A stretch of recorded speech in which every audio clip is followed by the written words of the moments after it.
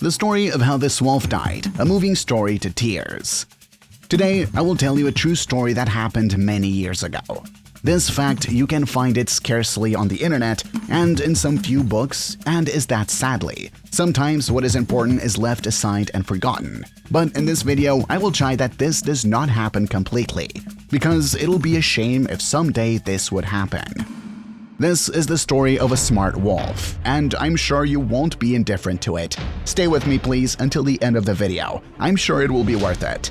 A long time ago, during the 1890s, in the Curram Valley, New Mexico, there lived a large gray wolf. His name was simply the Wolf, and he was nicknamed the King of Curram.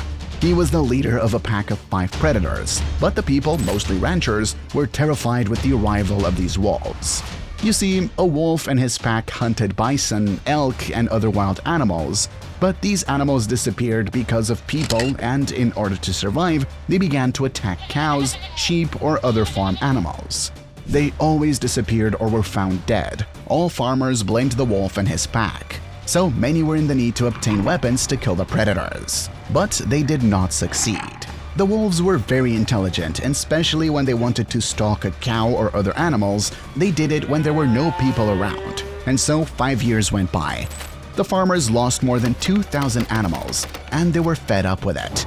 The worst thing was that the wolves only attacked the fattest and youngest animals. They never attacked the older and sicker ones. One day at dawn, a local shepherd went to his flock to feed his animals. But when he arrived, none of his sheep were there. A total of 250 had disappeared.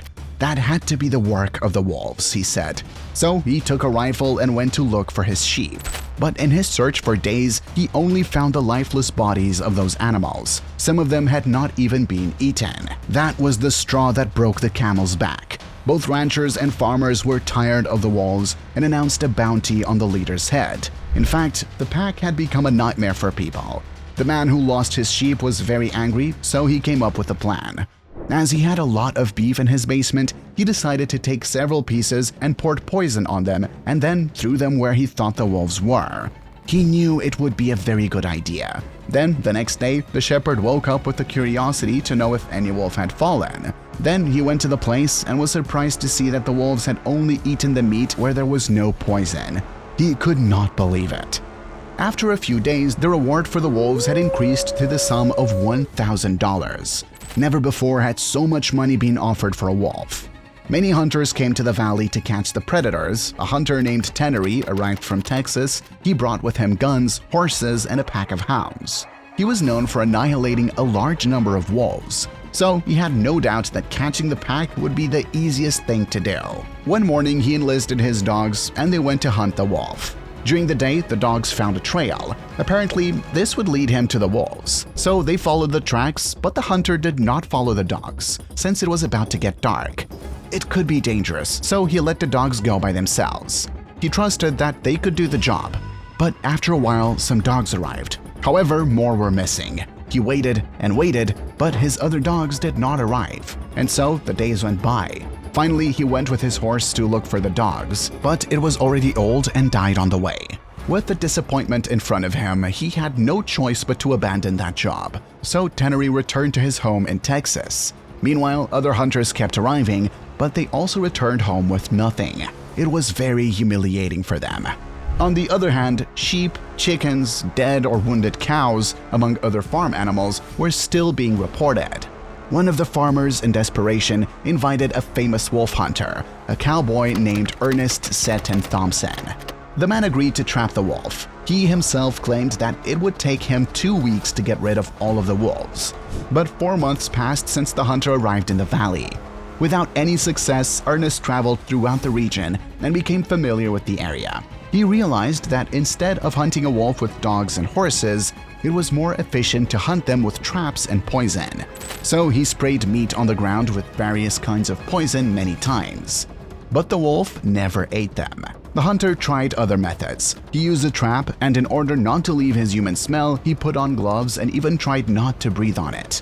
But it was all in vain. The cunning wolf avoided the poison meat and avoided all the traps the hunter had set. He only ate the beef that he himself attacked. The wolf taunted the hunter once the man found the poisoned meat piled up with the beast's feces. The indignant hunter with 2 assistants set traps for a whole week, but the wolf was able to find all of it successfully and carefully dug around the traps, so that other wolves would manage to see him and not fall into them. He was very clever. Some farmers and shepherds began to believe that the wolf was possibly a werewolf. Following the trail of wolves in the snow, Seth and Thompson managed to see that the first tracks were of a smaller wolf and not those of the leader. That was strange. Normally, when that happens, the leader severely punishes whoever is first in the pack. But there was no blood trail anywhere, so he discussed with other locals and they told him that they had seen a white wolf in front of the leader most of the time, but it was not a wolf, but a she-wolf. Seton then knew why the wolf let her go in front. The hunter realized that the old wolf had probably fallen in love with that white she-wolf and let her do more than the others. The hunter came up with a new plan. He immediately took some meat and set 2 traps near where he saw the tracks. He also separately set 1 more piece of meat and hid his traps around it. After that, Ernest would wait until the next day to find out if this had worked. At dawn, the hunter woke up to the furious howling of a wolf. The man realized that his plan had probably worked, so he went to check the traps that were a mile away. Suddenly, as he got closer, he saw that the white wolf had fallen the trap. Her color was dazzling and very bright. She was howling in pain, but not only her. He noticed the wolf was next to her. He had been trying to help her, but she ran away to a safe place when she saw the hunter. The white she-wolf began to howl. She was calling for help, but that howl sadly would soon change to silence. It turns out that this one touched a rope on her neck and caused her to suffocate. Then he tied the she-wolf's body to a horse and took her to the place where he was staying.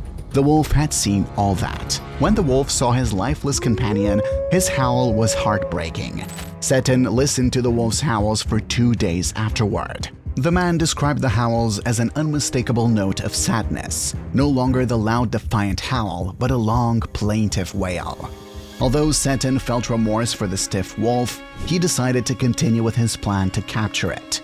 Wolf then followed in Snow's footsteps. She was in a farm, but due to the pain, the wolf no longer had that sense of cunning. So he fell into one of the traps. But he managed to get out and the hunter realized that the wolf was lurking where the she-wolf was. The man then set 130 traps and used the body of the white wolf and made a line of tracks with her paws near the traps. On the first day, the hunter got no results, but on the second day, he saw the wolf. His 4 paws were trapped.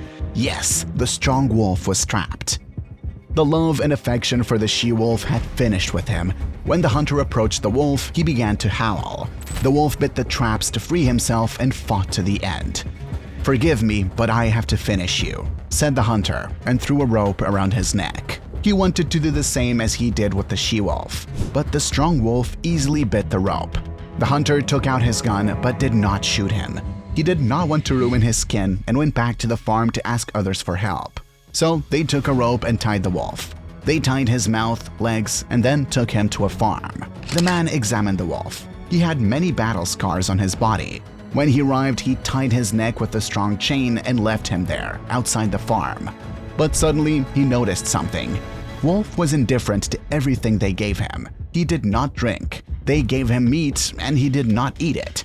And he did not even call his pack to ask for help. He was like a lion that lost his strength, like an eagle that lost its freedom, and like doves separated from their mate.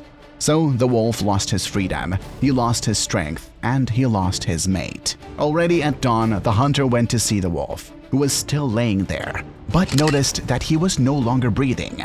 The hunter, with the help of other men, moved him and took him inside the farm, where the she-wolf was. Apparently, he died during the night, only 4 hours after being found. The cause was a broken heart. The hunter, for the first time, felt great regret when one of the men who helped him said, "Wolf, now you are reunited again with your mate for eternity."